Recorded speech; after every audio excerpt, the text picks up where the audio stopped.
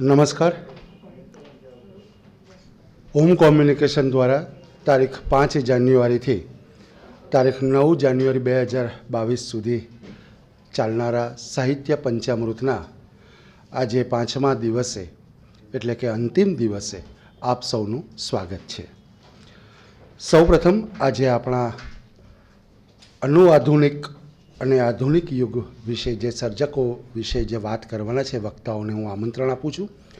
માન્ય શ્રી સમીરભાઈ ભટ્ટ, માન્ય શ્રી ગુણવંતભાઈ વ્યાસ અને માન્ય શ્રી સંધ્યાબેન ભટ્ટને વિનંતી કે મંચ ઉપર પોતાનું સ્થાન ગ્રહણ કરે.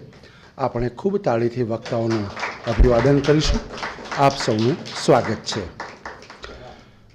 આપ જાણો છો તેમ હોમ કોમ્યુનિકેશન દ્વારા છેલ્લા 8 વર્ષથી અને આ જાન્યુઆરી 2022માં આપણે 9મા વર્ષમાં પ્રવેશ કર્યો છે. હોમ કોમ્યુનિકેશન દ્વારા નિયમિત આપણી ભાષાના દિવંગત સાહિત્યકારોના જન્મદિન પુણ્યતિથિએ સાહિત્યિક વ્યાખ્યાનનું આયોજન કરવામાં આવે છે. તદુપરાંત દર મહિને એક હયાત સાહિત્યકારની શબ્દજ્યોતિ શીર્ષક હેઠળ આપણે ઉજવણી કરીએ છીએ. સાથે સાથે સાહિત્યના વિશિષ્ટ કાર્યક્રમો જેમ કે સાહિત્ય પંચામૃત, સંસ્કૃત પર્વ, પર્યુષણ સાહિત્ય પર્વ, ગુજરાતી આત્મકથાના 150 વર્ષની ઉજવણી જેવા વિશિષ્ટ કાર્યક્રમોનું આયોજન પણ કરીએ છીએ. આયોજન થયેલ તમામ કાર્યક્રમો યુટ્યુબમાં અપલોડ કરવામાં આવે છે. સાહિત્ય વિમર્શ નામની ચેનલ છે, જેનો લાભ જે અહીંયા હાજર નથી એ લોકો પણ લઈ શકે. અને ખાસ આજની નહીં પરંતુ 20 વર્ષ પછીની યુવા પેઢીને આપણી ભાષાના સર્જકોનો સાચો અને વિશિષ્ટ પરિચય મળી રહે એટલા માટે આપણે અભ્યાસી વક્તાઓને આમંત્રણ આપીએ છીએ અને એ દ્વારા સર્જકોનો વિશિષ્ટ પરિચય મળે અને એ દ્વારા એમના સર્જન જે કર્યું છે એ તરફ એમની વિશેષ દૃષ્ટિ પડે એ આયોજનનો મુખ્ય હેતુ છે. સૌપ્રથમ આપણે વક્તાઓનું સ્વાગત કરીશું.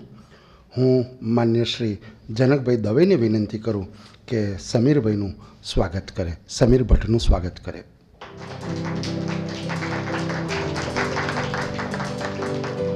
માન્ય શ્રી દર્શિતભાઈ ઠાકોરને વિનંતી કે સમીરભાઈનું સ્મૃતિચિહ્નથી સ્વાગત કરે. માન્ય શ્રી ગઢવી સાહેબને વિનંતી, પ્રવીણભાઈ ગઢવી સાહેબને વિનંતી આપ આવો અને ગુણવંતભાઈનું સ્વાગત કરો.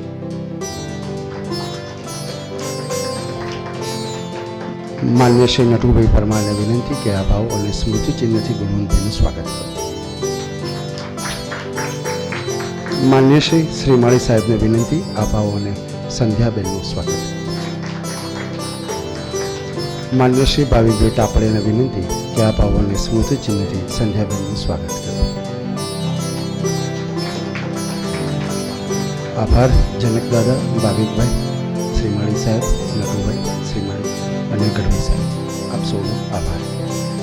કાર્યક્રમની શરૂઆત કરીએ. સૌપ્રથમ આધુનિક યુગ અને આધુનિક યુગ પ્રતિનિધિ સર્જક લાભશંકર ઠાકર વિશે માન્ય શ્રી સમીર ભટ્ટ વક્તવ્ય આપશે. ત્યારબાદ અનુઆધુનિક યુગ અને અનુઆધુનિક યુગ પ્રતિનિધિ સર્જક, જેના 2 સર્જકો આપણે પસંદ કર્યા છે, જોસેફ મેકવાન અને ઇલા અરબ મહેતા. તો જોસેફ મેકવાન વિશે માન્ય શ્રી ગુણવંતભાઈ વ્યાસ વક્તવ્ય આપશે અને ત્યારબાદ ઇલા અરબ મહેતા વિશે માન્ય શ્રી સંધ્યાબેન ભટ્ટ વક્તવ્ય આપશે. આ ત્રણેય વક્તવ્ય વચ્ચે સંચાલનની કોઈ ભૂમિકા રહેશે નહીં, જેની ખાસ વક્તાઓ અને શ્રોતાજનો નોંધ લે. આપણે દરેક વક્તવ્યના આરંભ પહેલાં અને વક્તવ્ય બાદ દરેક વક્તાનું આપણે તાળીથી અભિવાદન કરીશું. સૌપ્રથમ હું માન્ય શ્રી સમીરભાઈ ભટ્ટને વિનંતી કરું, આપ આવો અને વક્તવ્યનો પ્રારંભ કરો. ખૂબ તાળીથી આપણે એમનું અભિવાદન કરીશું. સ્વાગત છે આપનું. તો પછી આવ બેસીએ વાતો કરવા. તારી પાસે મૌન છલકતી ખીણો છે, મારી પાસે ઓગળતી આશાની નિત્ય સ્ખલિત એવી ભાષા છે. મૌન શબ્દમાં, શબ્દ મૌનમાં એકબીજાને ઓળખવા આવ બેસીએ. તું અરવ નીરવના ઢાળ અને ઢોળાવો નીચે પ્રલંબ થઈ પથરાયો છે.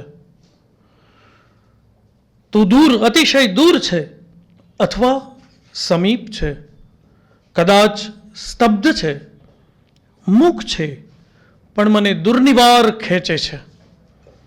હું ઓગળતો અસ્તવ્યસ્ત નીકળ્યો છું સદીઓથી પામવા તને, કહો કે મને.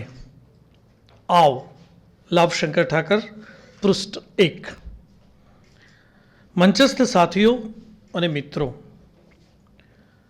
મનીષભાઈનું નિમંત્રણ આવ્યું, સ્વીકાર્યું।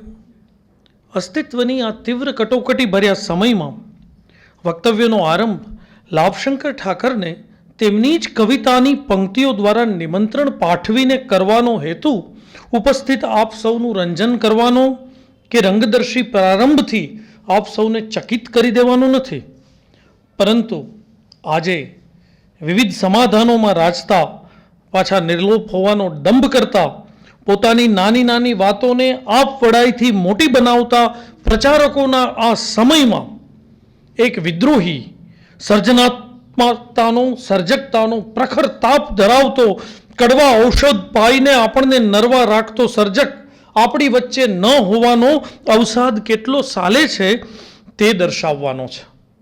એટલું જ નહીં, પણ આજના સમયમાં તેની અનિવાર્યતા આપણે માટે કેટલી છે તે ચીંધી બતાવવાનો પણ છે। આ સ્પષ્ટતા સાથે મારી વાતનો આરંભ કરું છું।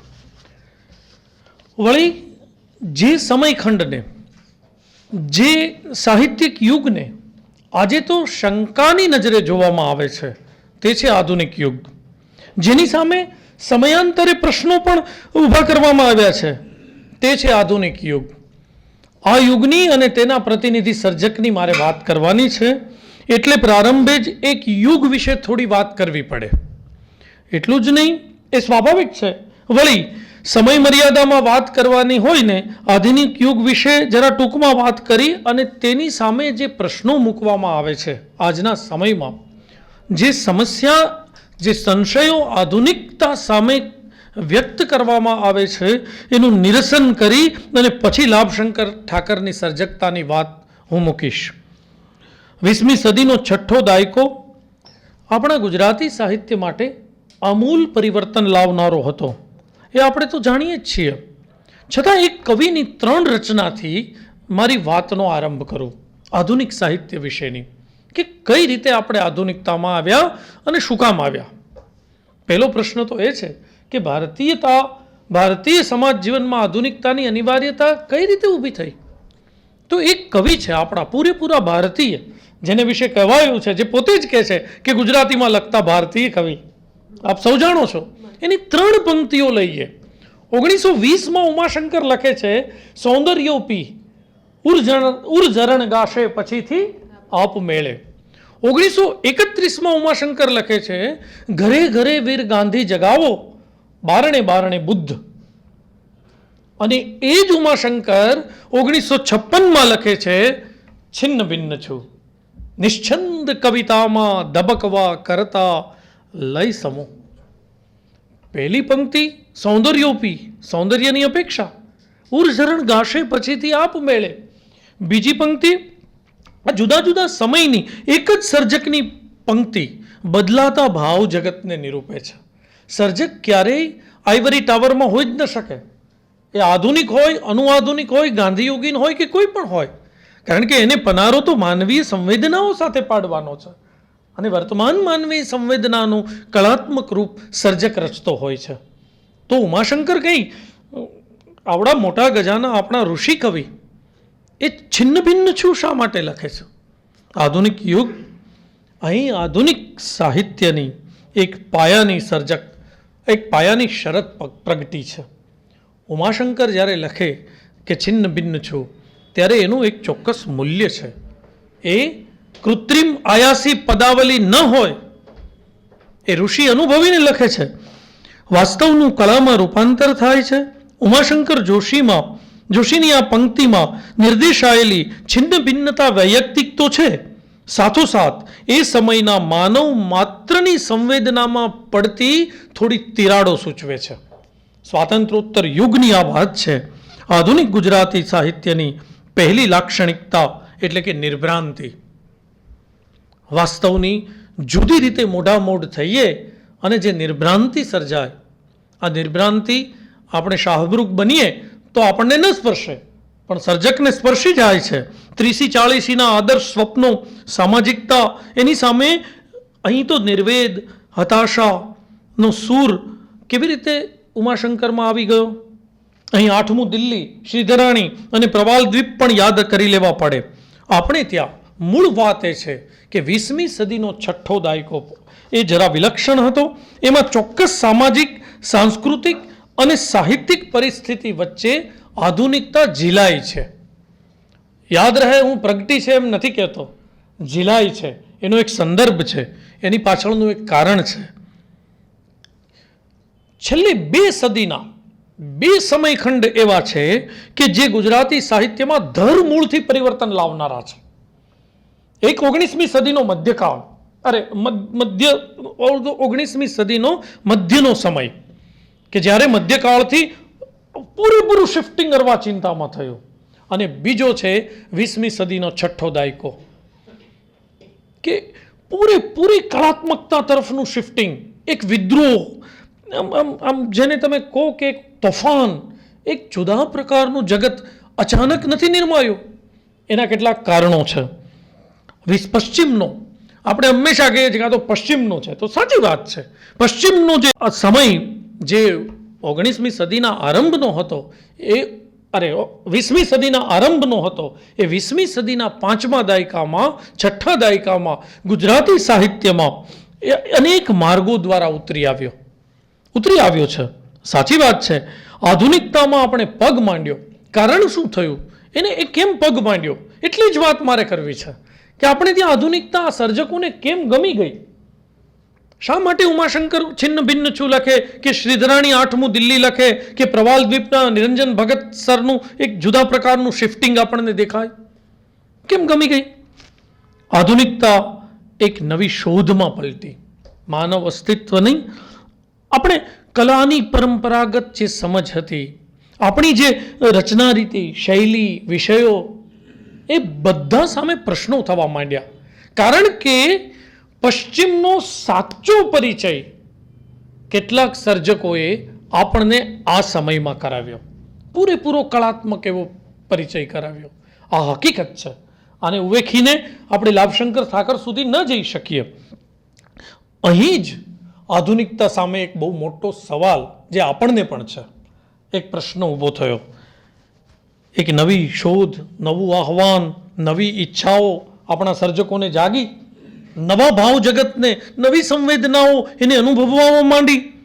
એની સામે આપણે આક્ષેપ, હજી આજે પણ આધુનિકતા સામે આક્ષેપો મુકાયા કરે છે કે માનવની છિન્ન ભિન્નતા, હતાશા, વિચ્છિન્નતા, વંધ્યતા, નિસ્સારતા જેવી લાગણી તો પશ્ચિમમાંથી ઉછીની લીધેલી છે. આપણે કંઈ એની સાથે શું છે, આપણે એની સાથે લેવા દેવા નથી. આવો આક્ષેપ મુકાયા કરે છે કે પશ્ચિમે અનુભવ્યું અને આપણે ઉછીનું લીધું. આપણે આમ જ કહીએ છીએ કે ત્યાં તો વિશ્વયુદ્ધો થયા, ત્યાં તો. હવે અહીંયા જ એક સમસ્યા છે.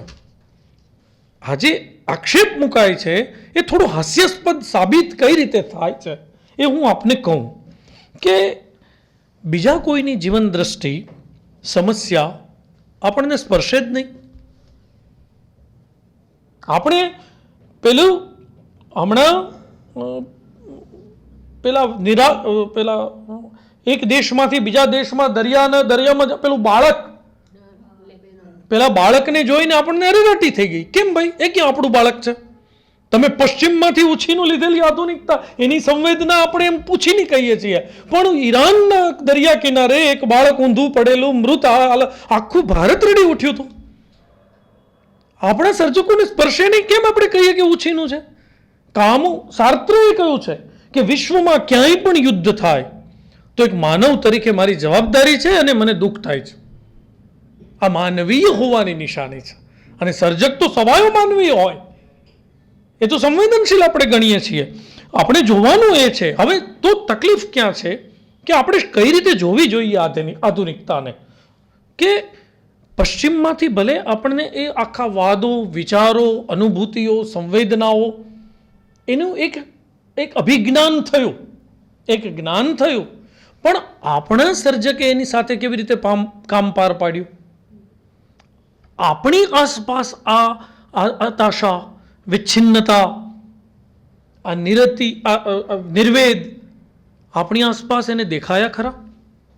લાભશંકરની કવિતામાં કે આધુનિક કવિતામાં આપણે પ્રશ્ન આ પૂછવાનો હોય છે કે આપણે માનવ સાથે જોડાયેલી આ બધી લાગણીઓ પર પશ્ચિમે જે આંગળી મૂકી એને આપણા સર્જકે આપણા સમયમાં આપણી આસપાસના વિશ્વમાંથી ક્યાંય શોધી ખરી કે કૃત્રિમ આયાસી બની રહી? પ્રશ્ન આપણો આ હોવો જોઈએ. વળી પોતાની સર્જક પ્રતિભાના બળે એને કેવી કલાત્મક રીતે સર્જક નિરૂપે છે એ પણ હોવું જોઈએ. વિષય ચેખોવનું ઉદાહરણ છે કે કોઈને થપાટ કોઈ મારે ને દુઃખ મને થાય. આપણે બહુ જાણીતું ઉદાહરણ ચેખોવનું જ છે ને સંધ્યાબેન? હા, કે એનું ઉદાહરણ છે કે કોઈ બીજા સાથે ઝઘડતા હતા અને અહીંયા બેઠેલો સર્જક દુઃખી થતો હતો. તો એ આપણને ગમે છે, પણ આ જગતની જે આપણી આસપાસ વીંટાયેલી કેટલીક અનુભૂતિઓ સાથે આપણે પનારો પાડતા નથી. જેને પશ્ચિમે આંગળી ચીંધીને મૂકી આપી એને આપણે કેમ ઉવેખી શકીએ? એને એમ કેમ કહીએ કે આ ઉછીનું આવેલું છે? જો એ હતાશા મારા જીવનમાં મને કોઈક ચીંધી બતાડતું હોય અને મને મળી આવે તો મારો ઉદ્ગાર હતાશ જ હોવાનો. ઉમાશંકર કંઈ ઉછીનું લઈને લખનારા હતા? નિરંજન ભગત કંઈ ત્યાંની સંવેદનાઓ એટલે કે ચાલો અહીંયા ફેશન તરીકે, અરે શું વાત છે! આધુનિકતા સામેનો આપણો પ્રશ્ન એ એકદમ હાસ્યાસ્પદ છે. આ વાસ્તવ છે, સ્વીકારીએ કે ન સ્વીકારીએ, આજે નહીં તો કાલે સ્વીકારો. અને આ સમય જુઓ, સૌથી વધુ આધુનિક સમય આ છે. તમારે એકબીજા સાથે 6 ફૂટ દૂર રહેવાનું છે, તમારે મળવાનું નથી, તમારે એકબીજાના શ્વાસથી દૂર રહેવાનું છે. આ જ એકલતા છે, આ જ હતાશા છે, આ જ નિર્વેદ છે, આ જ એબ્સર્ડિટી છે કે હું ને તમે ક્યાં જવાબદાર છીએ, છતાં કેવા ઓથારમાં ફસડાઈ પડ્યા છીએ. આજનો સર્જક એને રૂપ આપે તો ફરીથી આધુનિકતા આવે. કારણ કે આજનો આ સમય કાંઈ પ્રેમના ગીત ગાવાનો છે નહીં. ગવાય છે, ગવાવા જ જોઈએ, એની ના નથી, પણ સાચું સંવેદનશીલ સર્જક આ ક્ષણે કેમ સ્થિર બેસી શકે? તો આ વસ્તુ આપણે જોઈએ તો આપણે તપાસ એ કરવાની હતી, એને બદલે આપણે ઉછીનું ઉધારીમાં પડી ગયા. આપણે એમ કહીએ કે પશ્ચિમમાંથી આણેલું નહીં, પશ્ચિમે હતાશા કાંતે લખ્યું છે, વિચારો બહુ આવે છે પણ એને યોગ્ય ભાષા નથી મળતી. તો લાભશંકર પહેલા તો ક્રાંતે કહ્યું, ડોલ શબ્દની કાણી રે, અભિવ્યક્તિ જુદી. કાંતે લખ્યું છે, ખ્રિસ્તી ધર્મ અપનાવ્યો, એને પેલા વિચારો કલાપીને પત્ર લખીને, કલાપીને કે નરસિંહરાવને કોઈને પત્ર લખીને કહ્યું છે, બાલાશંકરને, કે વિચારો બહુ આવે છે પણ એને યોગ્ય ભાષા મળતી નથી. આ એબ્સર્ડિટી છે, આપણી આસપાસ હોય છે, આપણે એને ન જોઈએ તો શાહમૃગ છીએ. તો આધુનિકતા સામેનો આ પ્રશ્ન એ પહેલા આપણે સાઈડમાં મૂકી દેવો પડે, આપણે જુદી રીતે આધુનિકતાને સમજીએ. બીજી વાત એ હતી કે એકડે એકો પરમેશ્વરને નામે મૂકો મોટો છેકો, ભગત સાહેબ લખે છે. આઝાદી પછીનો સમય થોડો ડિસ્ટર્બ કરનારો તો હતો જ, આ હકીકત છે. એક તરફ આ વિષયની રીતે, બીજી તરફ અભિવ્યક્તિની રીતે આધુનિક સર્જકોએ ત્યાં જે પ્રયોગો કર્યા એ આપણા સર્જકોને આકર્ષી ગયા. શા માટે ન આકર્ષે? સોનેટ શા માટે આવ્યો?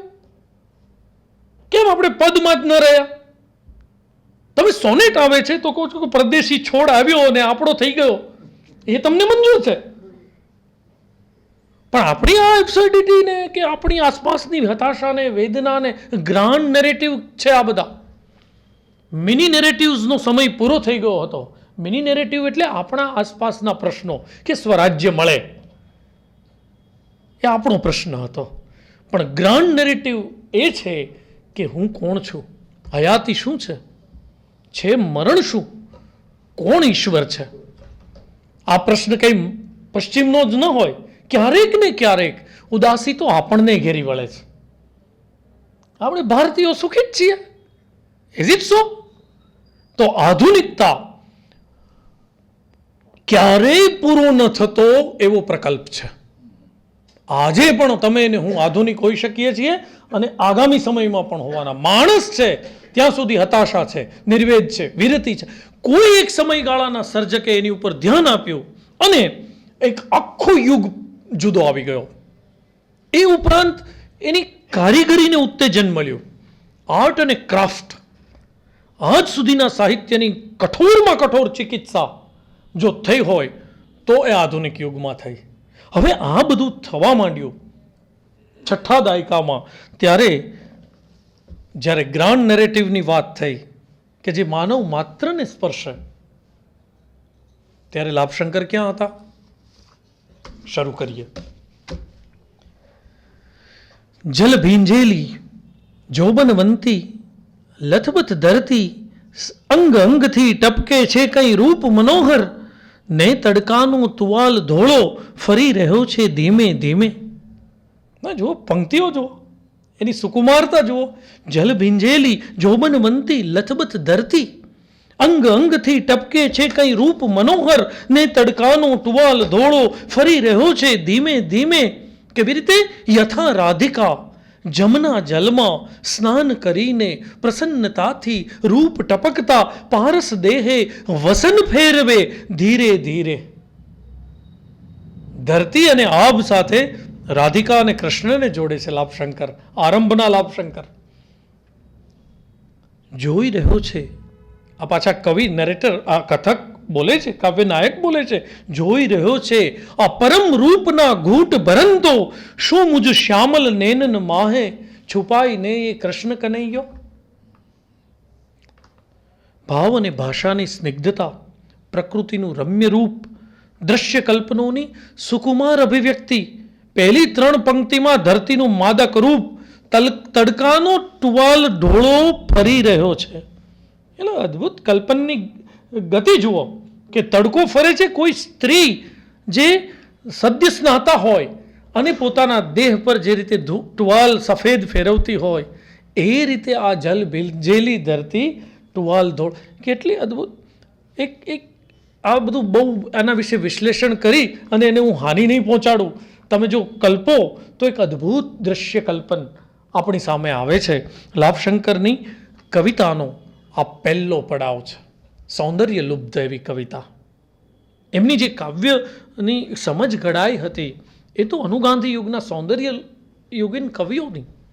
એટલે સ્વાભાવિક છે કે વહી જતી પાછળ રમ્ય ઘોષાની પરંપરિક છાંદસમાં રચાયેલી પદાવલી અને ભાવ સંવેદનમાં આપણે કહી શકીએ કે અનુગાંધી યુગના સર્જકોની હરોળમાં મૂકી શકાય તેવી રચનાઓ મોટે ભાગે પ્રકૃતિના રમ્ય રૂપો અને તેમાંથી પ્રગટતી પ્રણયની સ્મૃતિઓની અનેક સંરચનાઓ આપણને જોવા મળે છે. આ કવિતામાં ભાવ અને ભાષાની સ્નિગ્ધતા છે. વહી જતી પાછળ રમ્ય ઘોષાની સૌંદર્યાનુરાગી કવિતાનો એક નાનકડો પ્રદેશ, એટલે પરંપરાને એટલી સુંદર રીતે આત્મસાત કરી છે આ વિદ્રોહી સર્જકે. એનું પહેલો પડાવ છે સૌંદર્ય લુબ્ધ. આપણે એમ કહી શકીએ કે જો લાભશંકર આધુનિકતાના માર્ગે ન ગયા હોત તો આપણે અનુગાંધી યુગીન સૌંદર્ય લુબ્ધ કવિઓની જે શ્રેણી હતી ને એમાં એમનો સમાવેશ કરી શક્યા હોત. એટલી અદ્ભુત રીતે પરંપરાનું એમણે આત્મસાત કરી છે. હવે આ પરંપરાને આત્મસાત કરી પણ તરત લાભશંકર આ માર્ગ છોડી દે છે. એક જુદા વિશ્વમાં આપણને લઈ જાય છે. અહીંથી વિદ્રોહનો ચહેરો ઘડાવવા માંડે છે. મરી ગયેલા શરીરોની ઉચ્છલ સુગંધનો આ સંગ્રહ પોતે જ કહી દે છે કે મારી આ કવિતાઓ કૃત્રિમ છે, મારા સંવેદન જુદા છે, મારો જગત જુદું છે. એમણે પોતાની કેફિયતમાં લખ્યું છે કે હું એને કવિતા ગણતો નથી. એ ન ગણે તો કંઈ આપણે છોડી દઈશું, સારી કવિતાઓ છે. એટલે સુંદર કવિતાઓ, આ પરંપરાનિષ્ઠ કવિતાઓ, અને એને છોડી દે છે. પ્રથમ સંગ્રહમાં જ પરંપરા સિદ્ધ કરી એનો સંપૂર્ણ ત્યાગ, આધુનિકતાનો પ્રવેશ, એક તીવ્રતમ વળાંક, 3 દિશા. એક પરંપરાગત એ પહેલા જ સંગ્રહમાં, અને બીજી 2 આધુનિકતા તરફની ગતિ સૂચવતા 2 પરિમાણો, જે લાભશંકર સાકરની કવિતાના બીજા 2 પડાવ છે.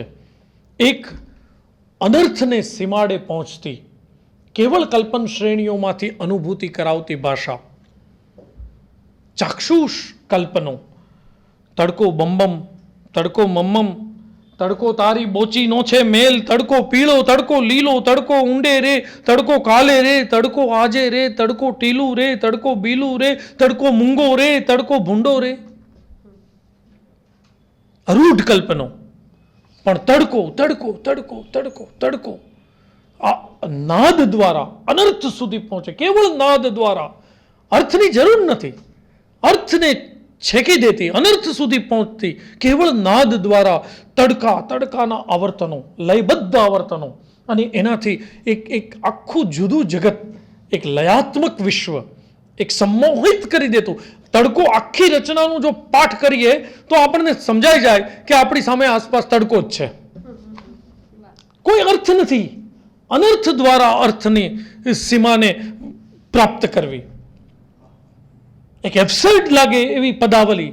આપણને તડકો ગાંધીજીની તાલ, તડકો બોચીનો મેલ, બધું આમાં જાત જાતનું અથડાવે છે, પણ મૂળ તડકો, આ તડકાની અરૂઢ કલ્પનોની અથડામણ, ભાષાનો વેગ, એના વડે તડકાને પ્રત્યક્ષ કરે છે. આધુનિક કવિતામાં આવતી અસંગતિ અને નિરર્થકતાનું આ પહેલું સૂચન લાભશંકર કરે છે. લાભશંકરની તડકો કાવ્ય કવિતા ઉન્મુક્ત નકશીક આધુનિક મિજાજનો એના દ્વારા થયેલો પહેલો પ્રહાર છે, થઈ ચૂકેલો પ્રહાર. શેખની કવિતામાં થઈ ચૂકેલો, ગુલામ મોહમ્મદ શેખની, પણ લાભશંકર આધુનિકતામાં આ તડકો કાવ્યથી પ્રવેશે છે. વળી આ જ સંગ્રહમાં એક બીજું કાવ્ય છે, સાંજના ઓળા. નગર જીવન, નગર સંસ્કૃતિ સામેનો પ્રહાર, આપણી યાંત્રિકતા સામેનો પ્રહાર, આ લાભશંકરની કવિતાનો ત્રીજો પડાવ છે. પોતાનું ઓળખ ગુમાવી બેઠેલું, બબડતું, બોર વેચવા જેવી નિરર્થકતામાં રાજતું પાંખું શહેર સાંજના ઓળા લથડતા જાય. શહેરની જે નિરર્થકતા છે, શહેર આપણને જુદી જુદી રીતે સ્પર્શે. નિરંજન ભગતે શહેરને નાદથી પ્રત્યક્ષ કર્યું. અરણ્ય જનજા અસંખ્ય પશુ હિંસા ગુમતા, આ અવાજથી જ નગરની વિભીષિકા સૂચવાય. લાભશંકર જુદી રીતે કલ્પનોથી નગર આપણી સામે મૂકે છે. નગરમાં રહેલી આ ભાગાભાગી, દોડાદોડી, નિરર્થકતા, અર્થહીનતા, આ બધું જ સાંજના ઓળા બબડતા જાય. બોર વેચવા જેવી નિરર્થકતા. વેત વેત માં જ ગાવ ગાવ માપવા જવું ન ક્યાંય. ભગત સાહેબ આમ કહે છે, એક્વેરિયમમાં માછલીઓની જેમ આપણે અહીંથી અહીંયા અમદાવાદ શહેરમાં ઘૂમે કરીએ અને ક્યાંય જવું નથી. છેવટે ફરી પાછા અહીંયા જ આવીને બેસવાનું છે ઘરે. અર્થહીન સફર. તો અર્થહીન સફર લાભશંકર પોતાની રીતે મૂકે છે, કલ્પન શ્રેણીઓ દ્વારા મૂકે છે. સાથોસાથ નગર સંસ્કૃતિની એ દુઃખથી રગ આપણી દબાવી દે છે. વૈદ છે એટલે બરોબર ચિકિત્સા કરે છે. નિર્ભ્રાંતિની આ ક્ષણોને પદક્રમ ફેરવે, વાક્ય ઉલટાવીને જવાબો આપે, હસી ઉડાડે. આધુનિક સર્જકની આ કવિતાનો ત્રીજો પડાવ લાભશંકર પોતાની કવિતાનો ત્રીજો પડાવ રજૂ કરે છે આપણી સામે. આ માટે લાભશંકર ક્યારેક બ્લેક હ્યુમરનો ઉપયોગ કરે, વ્યંગ, ક્રૂરતા, તટસ્થતા, કોરા વિધાનો, બધું જ ચાલે. બહુ ચર્ચાયેલું એક કાવ્ય છે, ત્યાંથી લાભશંકર પૂરું શિફ્ટિંગ કરી દે છે માણસની વાત. એટલી બધી વખત એની વાત થઈ ગઈ છે કે આપણે નવી વાત શું કરવી. પણ આખી માણસ જાતની અસંગત છબી, દીપકના બે દીકરા, કાજળ ને અજવાસ, દલપતરામની પંક્તિથી શરૂ કરે તો આપણને એમ થાય કંઈક રોમેન્ટિક શરૂઆત છે, પણ તરત જ બીજી પંક્તિથી આ દીપકના બે દીકરા, કાજળ ને અજવાસ બંને એક છે અને એ માણસમાં છે. દલપતરામની પંક્તિ પહેલી એટલા માટે લીધી કે બીજીમાં તો ચુકાદો છે, એક કપૂત કાળું કરે બીજો દીએ પ્રકાશ, એટલે બે જુદા છે. પણ મારી અંદર જ દેવ તેજ દાનવ છે, હું જ દેવ છું ને હું જ દાનવ છું. આ માણસ, એટલી તો લાભશંકરની માણસની વાતની એક અદ્ભુત પંક્તિ જે આજે સાચી પડી છે. હું જે અનિવાર્યતાની વાત કરું છું કે આજે તમે જરાક, આ તો સુજ્ઞજનો છો, તમે જરાક જો વિચારશો તો લાભશંકર આજથી 1965માં કહી ગયેલા એ વાત આજના સમયમાં આપણી આસપાસ ચર્ચાય છે કે ગાંધીને હું ચાહી શકતો નથી અને હિટલરને હું ધિક્કારી શકતો નથી. લાભશંકરે 65માં કહ્યું છે. અત્યારની પરિસ્થિતિ શું છે? કેટલી આ જગતમાં સૌથી વધુ ગાળો અત્યારે ભારતીયો કોને આપી રહ્યા છે અને કોને હિટલર ગમવા માંડ્યો છે? આ માણસ છીએ. કારણ કે બંને મારામાં છે, હું માણસ છું. કવિ ચુકાદા નથી આપતા. આધુનિક કવિતા ક્યારેય ચુકાદા ન આપે, પણ તમારો સાચો ચહેરો રજૂ કરે. માણસની વાત કવિતા, માનવ અસ્તિત્વનો ન દેવ ન દાનવ એનો મિશ્રિત એવો એક ચહેરો રજૂ કરે છે આપણી સામે. કેટલાય ઉદાહરણો છે, પણ મારો સમય બહુ ઝડપથી મારે પૂરું કરવાનું છે, એટલે આખું કાવ્ય નથી વાંચતો. પણ માણસની જુદી જુદી રીતને કઈ રીતે મૂકવી, એ જોડકણાનો લઈ લે, એ બાળગીતો મૂકી આપે વચ્ચે, એ ફિલ્મી પંક્તિ મૂકે, કારણ કે માણસ આ બધું જ છે. આ માણસની વાત છે. આપણી સાથે જોડકણું છે, આપણી સાથે ફિલ્મી ગીતો છે, આપણી સાથે ક્રૂર ભાષા છે, આપણામાં જ છે. તો આપણી છબી આપણને બતાવે છે. પરિચિતતાની તપાસ તો પોલીસ ખાતું કરે, પણ સર્જકનું કામ પરિચિત વસ્તુમાં રહેલી અપરિચિતતાને ચીંધી બતાડવાનું છે. સુરેશ જોશીનું આ વાક્ય છે. તો આપણી અંદર રહેલી અપરિચિતતા, માણસ હોવાની નિરર્થકતાની અપરિચિતતા આપણી સામે કોણ ખુલ્લી કરે છે? જો નિરાતે વાંચીએ તો આપણે એવા થઈ ગયા છીએ કે આપણે સૂક્ષ્મતાની ક્લોઝ રીડિંગ નથી. એટલે આપણે ન કહું, પણ આ સમૂહને હું કહી રહ્યો છું કે ક્લોઝ રીડિંગનો સમય જતો રહ્યો છે એવું લાગે છે. ઉપરથી અભિપ્રાયો આપી દે છે. અત્યારે તો રોગ વકર્યો છે, તરત અભિપ્રાય આપી દે છે, કોઈ જોતું નથી ઊંડાણમાં. તો માનવ અસ્તિત્વની નિરર્થકતાનું એક અદ્ભુત રૂપ, ભાષાના ભાતીગળ રૂપ દ્વારા આપણી સામે લાભશંકર મૂકી રહ્યા. જોકે મેદ પણ દેખાય છે, એની મર્યાદાની ચર્ચા પણ ખૂબ થઈ છે. પ્રયોગશીલ વલણ એ આધુનિકતાનું મહત્વનું લક્ષણ છે. અને લાભશંકરમાં એ તાર સ્વરે આવે છે, એને કોઈની તમા નથી. એની કેફિયત વાંચશો તો ખ્યાલ આવશે. એમ કહે છે કે તમને મારી કવિતામાં 20 દોષ દેખાય છે તો મને 120 દેખાય છે, પણ મને એ પરવા નથી. હું જે માનું છું એ હું કહીશ. તો મૂર્તિભંજક એવી વિદ્રોહી છબી પણ આ કવિની છે. એટલે એક મીથ રચે છે, લઘરાની મીથ છે. ત્રીજો સંગ્રહ હું બહુ ટૂંકમાં પૂરું કરીશ, હવે બહુ લાંબુ નહીં બોલું. પણ આપણે બધાને એમ લાગતું હોય કે સાહેબ ટૂંકા હો તો હાથ ઊંચો કરજો એટલે હું સમજી જઈશ, પણ લાભશંકર વિશે તો વાત આમ માંડ કરવા મળતી હોય છે. આ સમય એવો છે. એટલે લઘરો એની મીથ રચે છે અને જીવનની આમ શું કહેવાય, નિરર્થકતાનું એક નવું રૂપ આવે છે. લય લંપટના તંતુ છોડી ઘર આંગણીએ વનસ્પતિને વાવો. પોતાની કવિતાની ક્રિટિકલ એનાલિસિસ એ આધુનિક કવિનું એક મહત્વનું લક્ષણ છે. પોતાની કવિતા પ્રવૃત્તિ વિશે જ શાસંક છે કે હું જે કરું છું, મારી ભાષા જ અધૂરી છે, હું જે કરું છું એ ખોટું છે, પણ ભાષા દ્વારા જ ભાષાનો વિરોધ મારે કરવાનો છે. એટલે શું કહે છે? લય લંપટના તંતુ છોડી ઘર આંગણીએ વનસ્પતિને વાવો, શાકભાજીને વાવો, કવિવર વનસ્પતિ હરખાઈ અશું કઈ પ્રેરક સંગીત ગાઓ. અને જુઓ આ રીંગણ મરચા ગલકા તુરિયા આંખ સમીપે લટકે લૂમે લૂમે, કવિવર નથી થવું તારે સિદ્ધને વિષાદમાં ઘૂમે. નિરર્થકતા જેવી સાર્થક અનુભૂતિ બીજી એક પણ નથી. આપણા હોવાને સાબિત કરે છે કે આપણે ઉદાસ થઈએ છીએ. આ કવિતા એ સૂચવે છે. એબ્સર્ડ જેટલી અર્થસભર સંજ્ઞા બીજી એકેય નથી. આપણી સાચી ઓળખ જે છે એ આ એબ્સર્ડ છે. આ આપણી સાચી ઓળખની કવિતાઓ એક મિથ દ્વારા ત્રીજા સંગ્રહમાં આવે છે, લઘરો. હવે બહુ એક પછી એક સંગ્રહ નહીં લઉં, 22 સંગ્રહ છે, હવે ટૂંકું કરીશ. પણ લઘરાની મિથ દ્વારા અને પાછો આ માણસ આમ ઘૂમી વળ્યા છે બધે. લાભશંકરનો દાયકો છે, 2 દાયકા છે.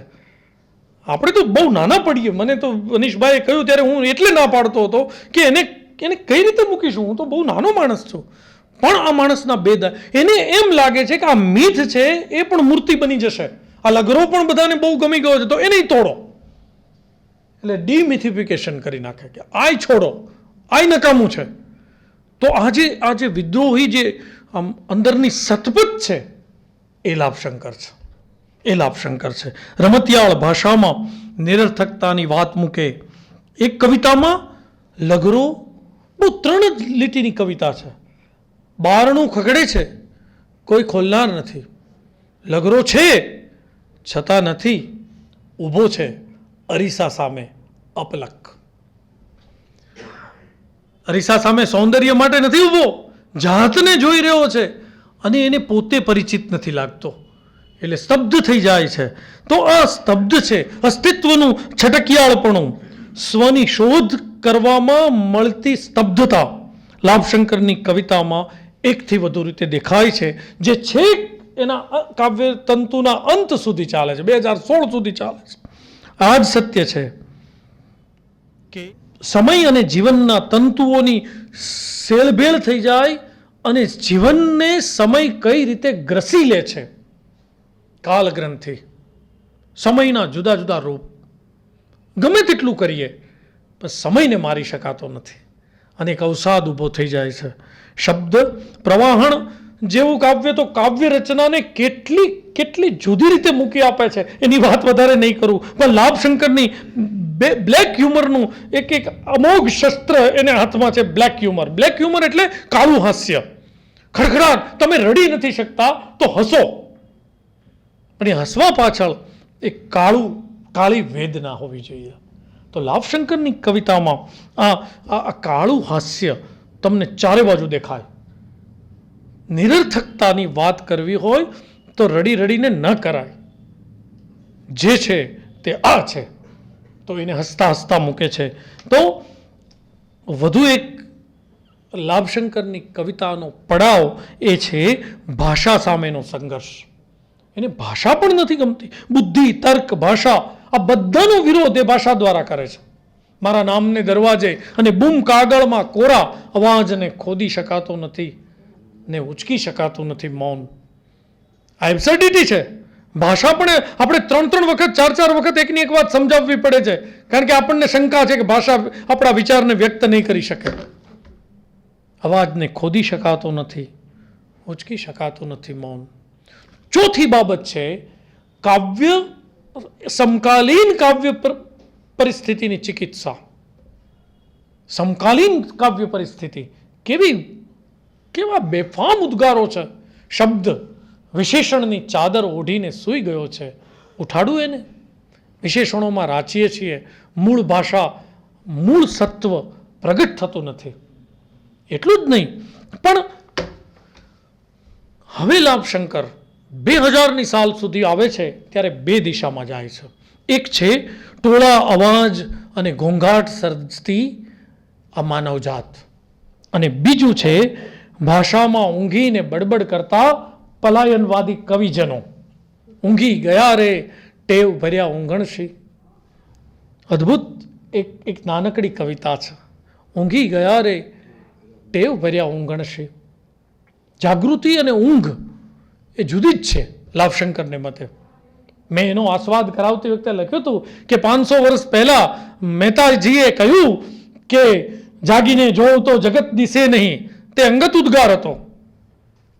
પણ લાભશંકર એમ કહે છે કે ઊંઘી ગયા રે ટેવ ભર્યા ઊંઘણસી. આ જાગૃત લોકો ઊંઘેલા છે. સંસ્કૃતિના નામના ઘેન ચડી ગયા છે, મૂલ્યોના નામના ઘેન ચડી ગયા છે, સત્યના ખાનામાં રાચનારા ઘેન ચડી ગયા છે. આ ઊંઘ છે. સત્ય સામે મોઢામોઢ કોઈને થવું નથી. એની વાત આ કવિ કરે છે. એક જુદા પ્રકારનું શિફ્ટિંગ છે. મૂળિયા શોધું તો તળિયા તૂટે છે, અભિન્ન અવાજના એમ કલ્પી લો. કલ્પના સિવાય બીજો કોઈ આરોવારો નથી. પણ અહીંથી રમત કે ક્રીડા આરંભાય છે. લાભશંકર ભાષાની ક્રીડા દ્વારા અસ્તિત્વને પામવાનો, જુદી જુદી લઘુ રચનાઓથી સિદ્ધ કરવાનો પ્રયાસ એ તેમની કાવ્ય રચનાનો, કાવ્ય યાત્રાનો છેલ્લો પડાવ છે. નરી ક્રીડા. કુલ 22 સંગ્રહોમાં પથરાયેલી લાઠાની કાવ્ય યાત્રા તેમને આપણા સમયના એક સમર્થ સર્જક તરીકે મૂકી આપે છે. વિદ્રોહનું સાતત્યભર્યો સૂર, ભાષાની અનેક સ્તરીય ક્રીડા, માનવજાતની નિરર્થક પ્રવૃત્તિઓની ચિકિત્સા, સંસ્કૃતિ અને મૂલ્યોની વિડંબના અને કેટલી સર્જક પ્રયુક્તિઓથી સભર એમની કાવ્ય સૃષ્ટિમાં અનેક રીતે માનવ નિયતિના પ્રશ્નો સાથેની ગાઢ નિસ્બત છે. ઈશ્વર, ધર્મ, નીતિ, પરંપરા અને ભાષા સામે સંશય છે. ક્રિટિકલ કોન્શિયસનેસ પણ છે. પોતાના વિશે શાસંક છે. સંસ્કૃતિ અને મૂલ્યોના નામે સૈકાઓથી ચાલતા ખેલને ખુલ્લો કરવાનો પ્રયત્ન એકથી વધુ કવિતામાં છે. પોતાની જ રંગદર્શી કવિતાનું નેગેશન કરે છે. અર્થશૂન્ય અને છિન્ન વિચ્છિન્ન એવા આ વિશ્વમાંથી અખિલાય ભર્યું કાવ્ય રૂપ પ્રગટ કરવાની તેમની મથામણ છે. તેમને સમગ્ર રીતે મૂલવીએ તો એક નિડર સર્જકનો, વિદ્રોહી સર્જકનો સાતત્ય ભર્યો પ્રવાસ આપણને દેખાય. ગુજરાતી સાહિત્યના આ કવિ લાભશંકર, માત્ર કવિની જ વાત કરીએ તો પણ એ એક પ્રમુખ આધુનિક સમર્થ કવિ બની રહે છે. એના મૂળમાં આ બધું છે. યુગ ચેતના જેવો શબ્દ બહુ ઓછો પડે એને માટે, કારણ કે એ યુગ સામે પ્રશ્નો કરે છે. યુગની ચેતનાને આત્મસાત નથી કરતા, એ આખા યુગ સામે પ્રશ્નો કરે છે કે આવું ન ચાલે. છઠ્ઠ કરીને એમની એક ઉદ્ગાર છે, અદ્ભુત છે. અત્યારે એટલો બધો સમય નથી, પણ આખા યુગનો ચહેરો એ પોતે બની રહે છે. યુગ ચેતના તો નાની વસ્તુ છે, આ તો યુગને સવાલ કરવા અને એક આધુનિક યુગનો, તમે આધુનિક ગુજરાતી કવિતા એવું બોલો એટલે પહેલી કોઈ સર્જક ચેતના યાદ આવે તો એ લાભશંકર હોય, બીજું કોઈ હોય જ નહીં. જો એ તમને બીજું કોઈ યાદ આવે તો આપણે અભ્યાસ થોડો વધારવો જોઈએ. નિડર બનીને પોતાની વાત મૂકતો આ સંઘર્ષ, આ સર્જક એક જુદો સંઘર્ષ આખી જિંદગી પોતાની કવિતામાં મૂકે છે. એની સફળતા નિષ્ફળતા વિશે ચર્ચા થઈ શકે, પણ એની નિયતિ એની જે નિયત છે એ નિયત વિશે શંકા ન થાય. એક સાતત્ય છે. આપણે ત્યાં એવા સર્જકો છે કે સવારે રાધા કૃષ્ણના ગીત લખે અને સાંજે વિરતિના કાવ્યો લખે, તો સવારથી સાંજ સુધીમાં બદલાઈ જાય માણસ. એની સામે એક ધારી સાતત્ય રીતે માનવ અસ્તિત્વનું ઉત્ખનન કરે છે, ખોજ કરે છે, શોધ કરે છે. અને આ જ શોધ એના જુદા જુદા સાહિત્ય સ્વરૂપોમાં જે પ્રવાસો છે એમાં તમને દેખાય. નાટ્યનું તો એક આખું જુદું જગત છે. રે મઠ અને આકંઠ સાબરમતી આપ સૌ જાણો છો, એટલે એમાં નથી જતો, પણ માત્ર હું 2-3 નાટકની વાત કરું અને બા અને બાપા વિશે વાત કરીને વાત પૂરી કરી દઉં, કારણ કે પછીના લાભશંકર જુદા છે. વૃક્ષ એકાંકી, એમના 3 એકાંકી સંગ્રહો છે, પણ એક પ્રતિનિધિ વૃક્ષ. જુઓ એબ્સર્ડિટી કેટલી, મેં કહ્યું કે પશ્ચિમમાંથી ભલે એબ્સર્ડિટી આવી, પણ ભારતીય સર્જક એને કેવી રીતે મૂલવે છે એની તપાસ થવી જોઈએ. ગમે ત્યાંથી વસ્તુ આવી શકે. સોનેટ કહ્યું કે ભાઈ ઇટલીમાંથી આવ્યું, યુરોપમાં ગયું ને આપણે ત્યાં આવ્યું, પણ આપણે પછી એને આપણું બનાવી લીધું. એવું જ આ છે, એવું જ આ છે. વૃક્ષ એબ્સર્ડિટી જુઓ, અદ્ભુત છે. આ સૃષ્ટિમાં જે પલ્લવિત થઈ શકે છે એને એબ્સર્ડિટી અનુભવાય, એ વૃક્ષ બની જાય. તમે જુઓ આ લાભશંકરના 3-4 નાટકો તો એવા છે કે એક તો એ નાટ્ય પ્રવૃત્તિ પૂરેપૂરી આપણા જીવનને તાકનારી બને, અને પાછી વાત તો પેલી ગ્રાન્ડ નરેટિવની, હતાશા, નિર્વેદ, ઓળખ ગુમાવી ચૂકેલો માણસ, એ જ વાત પણ ભારતીય ચેતનામાં એ રસી નાખે છે. બીજું, નાટ્ય પ્રવૃત્તિમાં એમના પ્રયોગો અદ્ભુત છે. વૃક્ષ એકાંકી છે, એણે કહ્યું છે કે નાટક દ્વિજ રૂપે પ્રગટે છે રંગભૂમિ પર, તો રંગભૂમિને પડકાર આપે એવા પ્રયોગો લાભશંકર કરે છે. વૃક્ષ નાટક તમે જુઓ તો એટલી એની અભિનેતા, એમાં દિગ્દર્શકને એટલો બધો અવકાશ છે કે એક સુખી સંપન્ન ગુજરાતી કુટુંબ, વરસાદમાં નાતા દાદા પિતા અને પુત્રી, આ બધું જોઈને અચાનક આમ આનંદ, કિલ્લોલ, હર્ષ, ઉલ્લાસમાંથી સીધો એક માણસ વૃક્ષ બની જાય. નવપલ્લવિત થઈ શકે એ અચલિત થઈ જાય છે. અને પછી શું થાય છે, આખી વાત જરા જુદી એબ્સર્ડ બની જાય છે કે લોકો ભૂવો બેસાડે છે. એક બાજુ ભૂવો આવે, બીજી બાજુ ખબરપત્રીઓ આવે કે એક માણસ વૃક્ષ બની ગયો છે. આ વૃક્ષ બની જવું કેટલા સંદર્ભો સૂચવે છે, તમે વિચારો જરા. નવપલ્લવિત થવું, સ્થિતિ, એક જ સ્થિતિમાં રહી જવું, એક જુદું વિશ્વ આખું આપણી સામે કપોળ કલ્પિતના વિશ્વ સુધી નિરર્થકતાને લઈ જાય છે. એક બાજુથી ભૂવો આવે, બીજી બાજુથી બધા આજુબાજુના સરસ રીતે બધા પેલા રહેતા હોય છે. પછી આ વૃક્ષ હવે નડે છે તો પત્ની અને બાકીના બધા એને કાપી નાખવાની વાત કરે છે. ચંપકલાલને કાપી નાખવાના છે, કારણ હવે કંઈ કામ નથી. નવપલ્લવિત થાય એ આ જગતમાં એબ્સર્ડ બની જાય, એ કપાય છે. તમે જુઓ કેટલી સૂક્ષ્મ રીતે આ ભારતીય એબ્સર્ડિટી છે કે આપણા સમયમાં નવપલ્લવિત થવું એટલે એકલતા અનુભવવી. બધા છોડી જતા હોય છે, કોઈ સાથ નથી દેતું. આ વૃક્ષ છે, આ વૃક્ષ નાટક છે. રંગભૂમિને અવકાશ છે. એ જ રીતે કાહે કોયલ શોર મચાય રે, સાવ રમતિયાળ, સાવ સુરેશ જોશીની રાક્ષસ વાર્તા છે, અદ્ભુત વાર્તા છે કે બાળપણમાં સાથે રહેલા હોય એ જ સખીને મળવા જાય, હોસ્પિટલમાં બેઠી છે, જેણે બાળપણમાં રાક્ષસોને ઝેર કર્યાની વાર્તાઓ કરી છે, એ સમયને મારી નથી શકતી. સમય એવો રાક્ષસ છે કે એને મારી શકાતો નથી. વાંચવા જેવું નાટક છે કાહે કોયલ શોર મચાય રે, અદ્ભુત નાટક છે. આમ રમતિયાળ રીતે બંને નક્કી કરે છે કે 25 વર્ષ પહેલાં આપણે મળ્યા અને પ્રેમમાં પડ્યા હતા, એ અનુભૂતિ પાછી જોઈએ છીએ. પણ કાળ છોડતો નથી, રાક્ષસ છોડતો નથી. પેલું ગુલાબ અને હું, એની વાત પણ વિગતે થઈ શકે, પણ મને લાગે છે કે ઘણો સમય છે થઈ જતો રહ્યો છે. એટલે મુદ્દો એ છે કે લાભશંકરના નાટકો એ ગુજરાતી રંગભૂમિનું એક મહત્વનું પ્રકરણ છે. એટલું જ નહીં, પણ લાભશંકર આસ્વાદક તરીકે પણ મહત્વના છે. પ્રયોગશીલ કવિ છે, ઉદ્દંડ આધુનિકતા ધરાવતો પ્રખર આ કવિ છે, એમાં ના નથી. પણ એ જ લાભશંકર કુંવરબાઈના મામેરાના સંપાદકીયમાં જે રીતે મામેરાને ખોલી આપે છે, સર્જકતાની જે કદર કરે છે, તમે કલ્પી ન શકો એ રીતે પ્રેમાનંદની આ મામેરાની એ સંપાદકીય નોંધ છે. એટલું જ નહીં, રમેશ પારેખનું મોગરાની કળી નામનું ગીત હોય, પન્નાલાલની લાડુનું જમણ વાર્તા હોય, લાભશંકર પૂરી સર્જનાત્મક વિવેચના આદરે છે. એક ક્રિએટિવ આપણા વિવેચક છે. એ પેલા સૈદ્ધાંતિક વિવેચનામાં નથી જતા, પણ રસસ્થાનોને બરોબર પારખે છે, પરંપરાનો જ્ઞાતા છે. આ જ લાભશંકર જ્યારે બા અને બાપાની વાત મૂકે છે, છેલ્લી વાત છે આ, બા અને બાપાની વાત મૂકે છે, ત્યારે એક રમણીય ગદ્યના અનુભૂતિ કરાવનારા સર્જક બની રહે છે. એ જે કરે છે એ નવપ્રસ્થાન છે. જીવન ચરિત્રના જે આલેખનો છે પહેલા કે બાપાને આપણે સ્થાપિત દીધા છે મૂર્તિ તરીકે, પણ આ તો એના તાણાને વાણા ઉકેલીને જુદી આકૃતિ રજૂ કરે છે. બાપા વિશે અત્યારે વિગતે વાત કરવાનો સમય નથી. બાનું તમે ચરિત્ર વાંચો ને લાઠાનું, તો એ બિલકુલ આપણને આપણી બા જ લાગે, પણ બાપા તો એક આખો સમયખંડને જીવંત કરે છે, કાળની તોડફોડ કરે છે.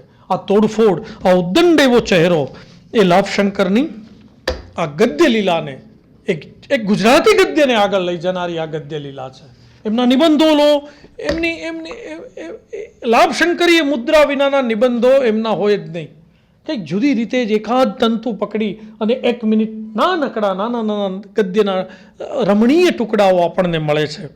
અંતે મારે એમ નથી કહેવું કે આધુનિક યુગની કે લાભશંકરની કોઈ મર્યાદા જ નથી, પણ એક વસ્તુ સમજો કે કોઈ પણ યુગ સંપૂર્ણ છે. અનેક રચનાઓ તમને ગાંધી યુગમાં એવી મળે કે જે કાળગ્રસ્ત થઈ જાય, અનેક રચનાઓ પંડિત યુગમાં મળે, સુધારક યુગમાં મળે, આજના યુગમાં મળે, ભવિષ્યમાં મળશે. 2, 4, 5, 7 સર્જકો, 2-4 સર્જકો એવા હોય છે કે જે કાલાતીત બની રહે છે, જો એને યોગ્ય રીડિંગ કરનારો ભાવક મળે તો. એનો ભાવક, વિદગ્ધ ભાવક જો ન હોય તો લાભશંકર તમને ન સમજાય. લાભશંકરને તમે યોગ્ય રીતે મૂલવી ન શકો. એક જુદા પ્રકારની આ સર્જક ચેતના, અને એની વાત મેં અહીંયા એટલા માટે કરી, આ રીતે મૂકી કે આપણા સમયની આ અનિવાર્યતા છે. આજે કોણ બોલે છે ઊભા થઈને કે આ ખોટું છે, આમ ન હોવું જોઈએ. આધુનિકતા એક વિદ્રોહ છે, અને જે સર્જક છે એ જો આંખ કાઢીને ઊંચું નહીં જુએ તો શું થશે? આપણે એ દિશામાં જઈ રહ્યા છીએ. ઉદ્દંડતા બતાવવાના સમયમાં લાભશંકર નથી. અંતે આ સર્જકની કવિતા વિશે પ્રશ્નો થાય, કેટલાકને થાય. છેલ્લા દાયકાની કવિતાઓ વિશે તો બહુ જ પ્રશ્નો છે, પણ ફરીથી કહું છું કે ઉદ્દંડ આધુનિક મિજાજ કે જે સાતત્યપૂર્ણ રીતે ગુજરાતી કવિમાં, ગુજરાતી સાહિત્ય રસિકમાં, ગુજરાતી સમગ્ર સાહિત્યમાં હજી આજે આવતીકાલે પણ હોવો જોઈએ, એ લાભશંકર આપણને બતાવી ગયા છે કે કાવ્યથી ઓછું કશું ન ખપે, કળાથી ઓછું કશું ન ખપે. સંસ્કૃતિના મૂલ્યોના જુદા જગત છે, પણ કવિતાના જગતથી ઓછું કશું ન ખપે. એમાં જે કંઈ આવે એનું નેગેશન. તો આવા લાભશંકર આપણામાં પ્રગટે એવી શુભેચ્છા.